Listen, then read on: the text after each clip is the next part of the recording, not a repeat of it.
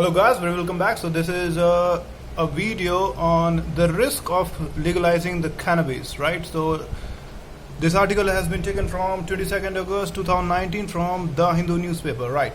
So legalizing cannabis, will be focusing on 5 major aspects. What is the background? What are some of the positivities? What are some of the negative aspects of legalizing cannabis? We'll be busting some myths. And finally, we'll go to the summary, right? So this article corresponds to GS paper 2, government policies and its implications. So first of all, what is marijuana? What is cannabis? So cannabis is the scientific name of a plant, Cannabis sativa. So it's when the leaves are dried, when the flowers are dried, when the stems and the seeds are dried, what we get is marijuana. So in our olden times, it has been referred to as sacred grass from 2000 to 1400 BC. In Sushrut Samhita, it has been termed for medicinal use, right? So the bhang, ganja and charas has been enlisted in the Drugs and Cosmetics Acts in 1945. Hence, you can find its use in Ayush, that is Ayurveda, Unani and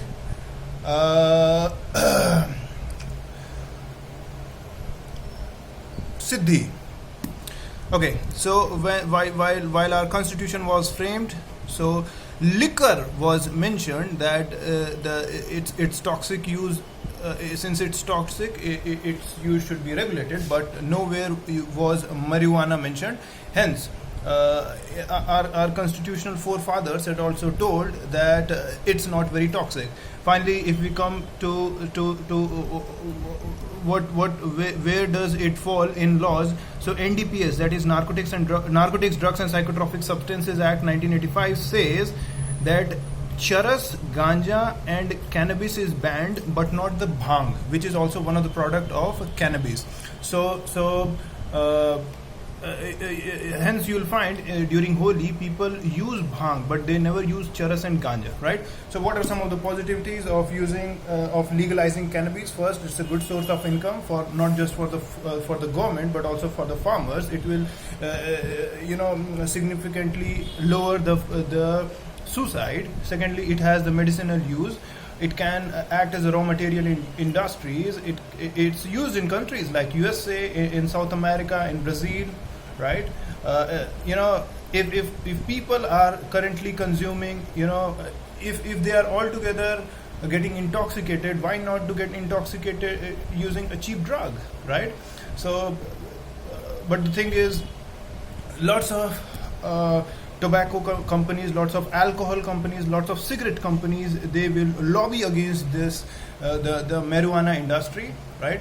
So it can substitute the alcohol related diseases, the cigarette related the lung cancers, right? Next, it's used in customs, traditions, religious ceremonies, and it's also mentioned in Ayurvedic texts as a medicinal property. But if we see the negativities, though it's mentioned in Ayurvedic text, but in Ayurvedic text it has been mentioned as up vish varg, that is, it's subpoisonous. Now if we'll see other negativities, today marijuana, tomorrow cocaine, and day after tomorrow some other destructive drugs, right? It entails crime, it entails accidents, because people are no more fully conscious, diseases, health, there are health issues, poor productivity. Legalizing drug warlords, right? Similar arguments during cigarette. Government spending money for the free treatment, right? Because government spends huge amount of money in insurance, right? And government gains lots of money, 100 crores from people. Next, it will spend 100 crores in insurance in hospitals. This short-term pleasure will also lead to addiction, right? And it's also kind of, you are legalizing the drug mafias, right? It also leads to home abuses, right? Because most of the time women are the working members of the family, So it leads to home abuses. So what are some of the myths related to busting of the cannabis? First, people say cannabis is harmless. No, cannabis leads to impairment of the memory. Your mental process, your ability to retain things is lost, right? It's very critical for driving, right? Because your reaction time, it slows down, same as that of alcohol. There is long-term use of addiction like schizophrenia, depression, anxiety. Their exposure in adolescence can alter the brain development, right? Secondly, it said that cannabis, once legalized, its harm can be minimized, right? But this tobacco was also touted as natural and harmless plant in South American countries, right? Saying that since it's used in religious ceremonies for centuries, so tobacco was also touted like it's natural and harmless plant. But right, in South America it was legalized. Now this legalization and decriminalization brought commercialization. That's the problem. Tobacco industries, in the name of legalized tobacco industries invented cigarettes for ease of use. They altered the acidity, they put lots of chemicals, and they sold them with sophisticated advertising, right? Like they attached the royalty tag with tobacco. They made it a style symbol, right? They in 1970s they said a man is an incomplete if he doesn't smoke, right? The cool tag, right?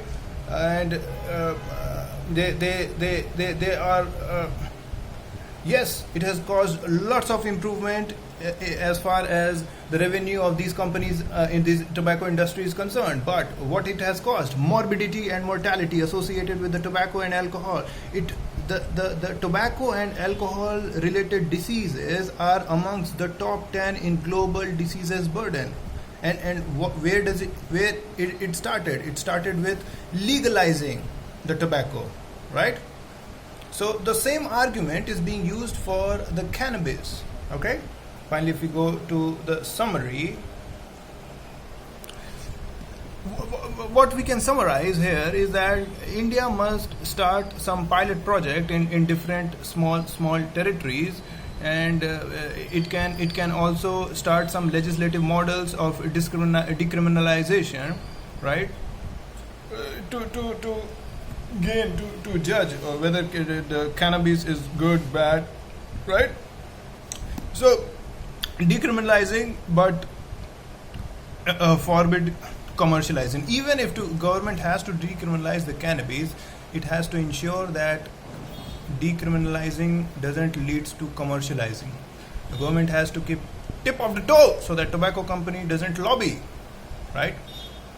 If India were to liberalize its policy on cannabis, it should ensure protection for the children, the young, and the most vulnerable. Because as we know that sale of tobacco has shown global decline, and since tobacco has shown global decline, companies like Marlboro cigarettes, it is investing like 12,400 crore in cannabis grower like Kronos Group, right?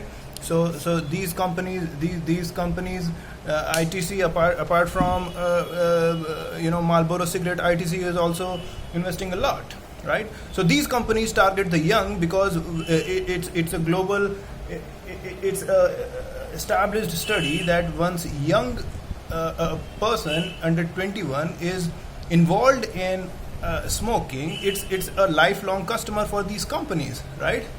So they are experimenting with the new array of products, for example the ice cream, soft drink, sweets, right?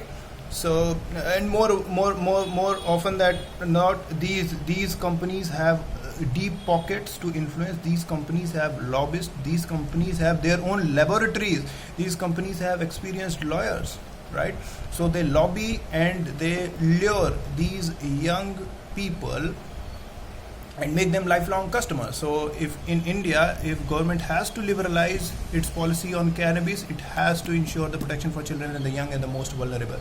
Finally, the treatment for those who become addicted to cannabis should be offered, right? So we discussed what is cannabis, the background, we discussed what are some of the positivities of legalizing cannabis, we discussed what are some of the negativities of legalizing cannabis, we busted some myths, and finally ended up with the what is the way forward, right? Thank you.